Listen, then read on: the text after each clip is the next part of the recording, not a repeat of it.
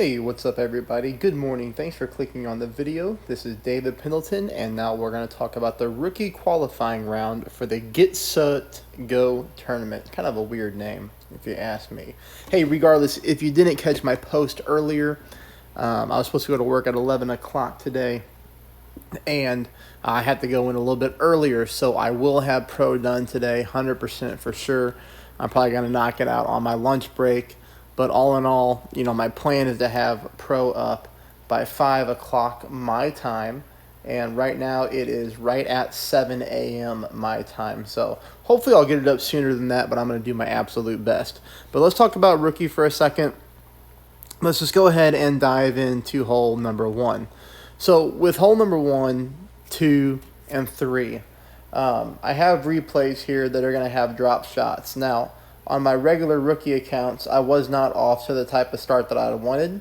And I was really having a hard time hitting perfect. So I hopped over to my baby accounts and played a few holes on rookie and tweaked a couple shots, and it really worked out. So I'm happy to have quite a few drops in this replay available for you. But here's hole number 1. Hole number 1, we're just going to play this one 10% at max. And we are going to do 4.5 top. Now, the reason that I'm doing the 4.5 top here and I'm not going any more is because I do want to make sure that I'm taking my second shot with our wood club, okay? And you'll see what I mean here. But 4.5 top is all we need. We don't need any more top spin than that.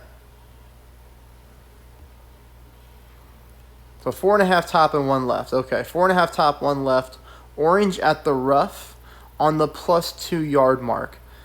Even with your extra mile 7 or whatever, that's what I'm going for. Orange at the rough right there, +2 yard mark. Perfect ball. And you'll see this thing comes in very smoothly. Now, shot number 2, I'm playing with my Viper. So like I said, I hopped over to my baby accounts because I was having a hard time hitting perfect. So, of course, on my regular rookie accounts, I shot this with a sniper. You can play with the sniper as well, or you can go ahead and play just like me with the Viper. All that I did with the Viper is I made the small minor adjustments that I thought would happen if I hit a perfect ball based off my misses with my sniper. So, the Viper, the sniper, it really doesn't matter what wood club you play with. At least for me, because whenever I play this game on rookie and pro, I really look at the green squares. That's what I focus on. So if I miss a little bit to the right or I miss a little bit to the left, I just look at the green squares. Now, the only difference between the Viper here and the sniper, okay, is going to be the ball guideline. But take a look at what I do here. I go with half a bar of backspin, with 0.9 bars of side spin to the right. And like I said, you're going to see me move my target around here because with my sniper shot, I was really focused on these green squares. And you can kind of see exactly where I'm aiming at here.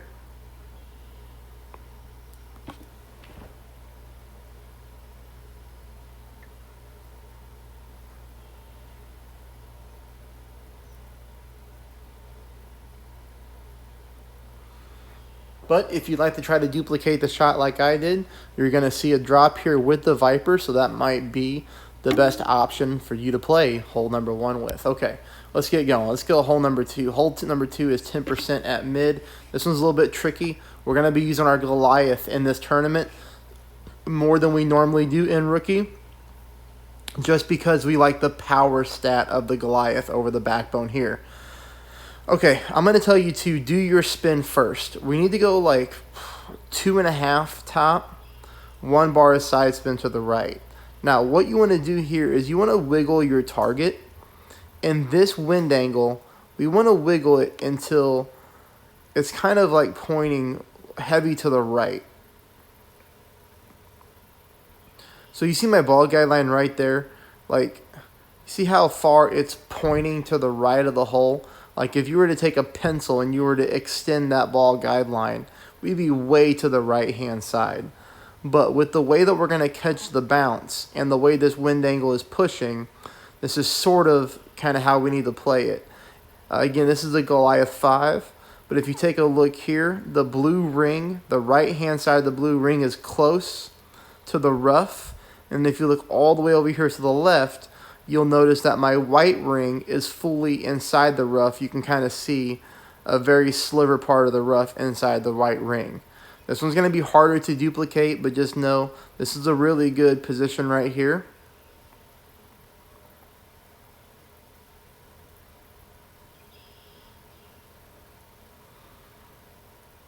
%, at mid.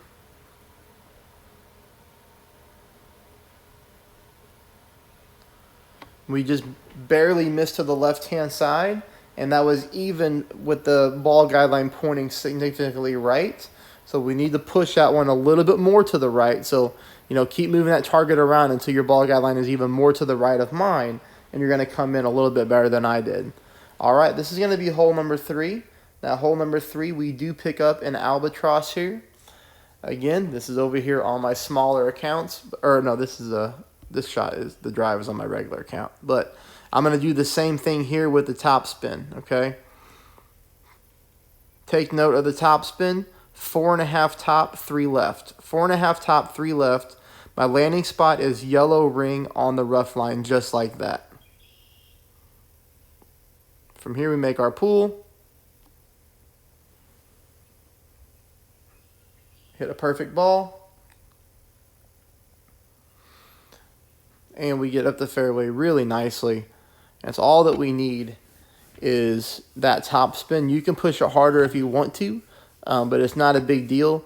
The biggest thing that I would like to do on hole number 3 always is not push the drive too hard, because we want to be in Goliath range for the rough bump. I think that's the best way to do this one.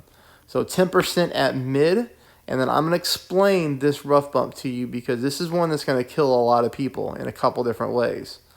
Here we're going to go with almost 1 bar of top spin. It's really hard to gauge. We're going to go with no side spin though, so we'll end up taking this off. But you can see the top spin here. With the Goliath 5, we don't have that great of a ball guideline. So sometimes people say, oh, you have big clubs for rookie, and yes, I do, and I think if you've been following me for a long time, you know why. But, I just showed you a Viper Eagle. Now I'm going to show you a Goliath 5. Not a good ball guideline Albatross. And again, these are based off my other 2 accounts. Very, very slight misses. Okay, perfect ball.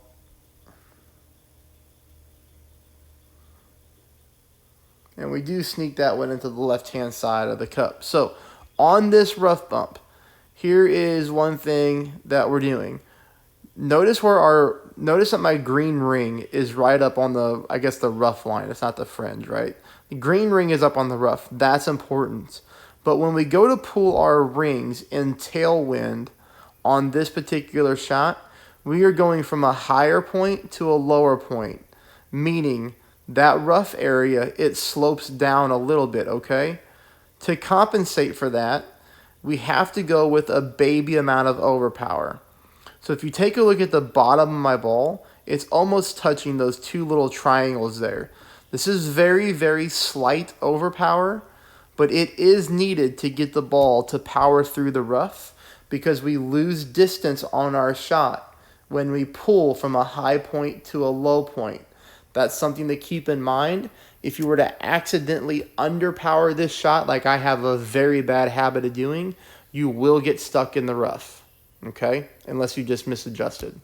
So, hole number 4 is going to be played 60% at mid.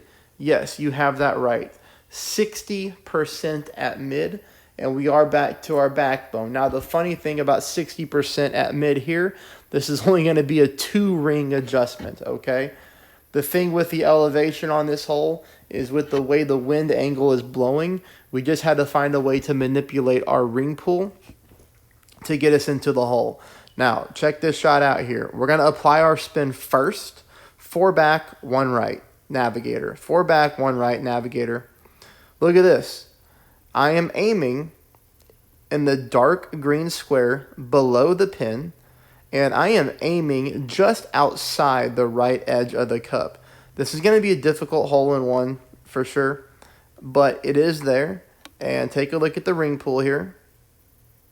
Oh, okay, I'm sorry. It's 3 rings, not 2 rings. What am I doing? 3 rings. That's it. Perfect ball. And even with the right side spin, even at 60%, I still almost missed this one to the left, but I don't. It goes in for a hole-in-one. So the thing, you know, with elevation and the backbone is you can sit there and you can crank the elevation up, and the decimals on the ring pulls, they don't move too much. That's why we're playing this one so high. There's going to be times later on in the tournament with different wind angles. We might only play this one, you know, 20, 25, 30. But for this wind angle, 60%, very important, and there it is. Okay, this one in this wind is going to be an easy eagle. So we can even play just a Titan ball here. Now, if you want to make this shot a lot easier, you could for sure go with a power 4 ball, or you could even go with a berserker. But a Titan ball here, full top spin. Look at this, not even a ton of overpower. That's about half a ball of overpower. A really good steady needle. Perfect ball. And we do rock this thing through the rough up onto the next fairway. That'll leave us for shot number 2. Shot number 2, 10% at mid. I picked this eagle up on both my accounts. So this one's playing really nice. Couple bars of backspin. You see here I got the ball guideline going to the cup, right through the back of the cup. Always very important with the thorn when you're using backspin. Make sure that ball guideline is not short. Make sure it's going through the cup. 10% at mid. Perfect ball. Center of the cup. Easy enough. That's a good eagle there too. And now we go into hole number 6. Hole number 6, 10% at max. This is again only 4.5 bars of topspin, 3 bars of side spin to the left. Here I'm going to be putting my red ring on the rough line, just like that. Red ring on the rough. Half a ball of curl to the left, as you see.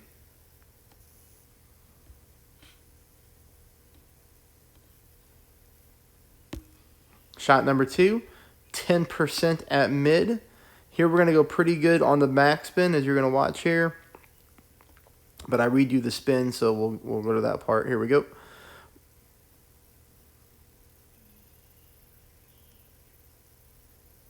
That's what I settle in on, I believe. So we're going to call that 4.9 back, almost 5 back, half left. 4.9 back, half left, 10% at mid. Now, take note of my landing position, because if we're going to use these exact same spin adjustments, which I do recommend, we're going to need to move this target over by a hair. If we look at where the cup is located on the green, it's in the direct middle of a light green square. I am aiming 1 green square below that. I am aiming basically right in the middle of that light green square. Ball guideline pointing, you know, into the cup. We got to move this over by a fraction to the left, but not a lot, okay? Just a fraction. You're going to see here. This is played 10% at mid. Now we get the perfect ball, and look at this thing. Come on. I actually thought I had it with the camera angle for a second. The speed is perfect. You could go, you know, maybe even a click less of backspin, so, you know, 4.8. But again, move that thing over by a hair to the left, and we could be looking at a really good albatross opportunity there. This one is tough, but I will say I think you can get it. Some people will get it here. All right, let's look at the spin. 1 bar of side spin to the left combined with my top spin here. Now, I want you to take note that I only used 2 bars of top spin. You'll see right here, again, back up. 2 top, 1 left. 2 top, 1 left. Look at this. Look where I'm aiming, okay? That's where I'm aiming. If you look at the rows in a vertical sense, the cup is in the dark green vertical row. I'm aiming 1 row to the right of the pin, basically in the dead center of that light green vertical row. Now, Check this out. Perfect ball. And then, boop, that side spin started to take us towards the cup. I actually think if we were to add a little bit more top spin there, we could get this ball into the hole, and you're not going to see people hole-in-one this hole. Yeah, some people, but we're going to be talking about the very, very minority of people are picking up an ace on this hole. You can do it. I think we got a good line right there. The only trick is how much more top spin do we need? I would start with 2.5 top. So if you're somebody playing a few different rookie accounts, if you're somebody sitting there with a ton of practice tokens and you want to try to see how you would get this one, I don't really recommend practice and qualifying. That's kind of what I'm here to do for you, if that makes sense. But there you go. You got 3 days to qualify. I wouldn't really burn practice tokens, but I would go 2.5 top and see what happened there. All right, this one is a great chance for an eagle opportunity. These are the ones you wish you could get a shot back because I hit a great ball on both of my accounts. Really drove me just nuts. Full top, full right, but you're going to see we're good here. I got the orange ring, left hand of the orange ring up on the rough line, plus 5 yard mark with the extra mile 8. That's not too important on this hole. That's just something I'm trying to do for myself to become a better player. Start to use the plus yard marks, especially in pro, which I'll probably start giving even more detail in my pro rounds as I get myself ready to hopefully move up to expert content. But here we go. We rock this one up the fairway. Shot number 2 is normally played 5% at mid. I got a ton of replays from past tournaments on this hole. 5% seems to be the magic number. Here, if you're more of an advanced rookie player, this would be a really, really good hole to use the slider on because this hole can play, it's really slider dependent sometimes on this hole, especially in the higher brackets. But 4 miles an hour here with my drive, realistically we'd probably want to play this one 75% of club. But for rookie, I don't ever do that. I just tell you to offset. This right here is played 5% at mid, 5% at mid.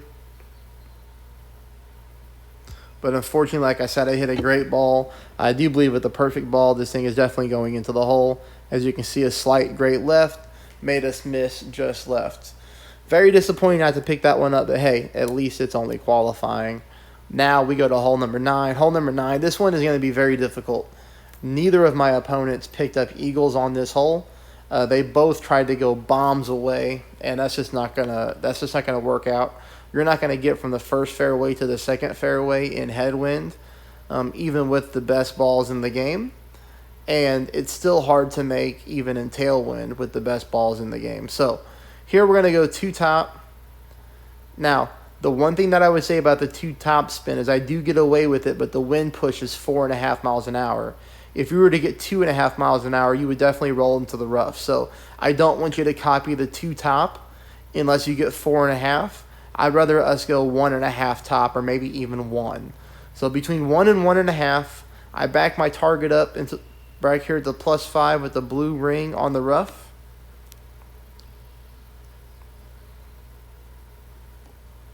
And you can see there I even underpowered my shot a little bit. Like I said, I have that habit in this game of underpowering my shots. And it's probably a good thing that I did because as you can see here, we get very, very close to the rough. This is why I want you to take a little bit of the top spin off. We don't really need to push the drive just because we're going to be playing shot number 2 at mid distance anyways. And here with the big dog, we're going to go between 5 and 6 bars of top spin. Here I went with like 5.3. And then, of course, it's going to be full side spin to the right. So just like that. Now, this one's a little bit tricky in the sense that we have to go with full curl to the right.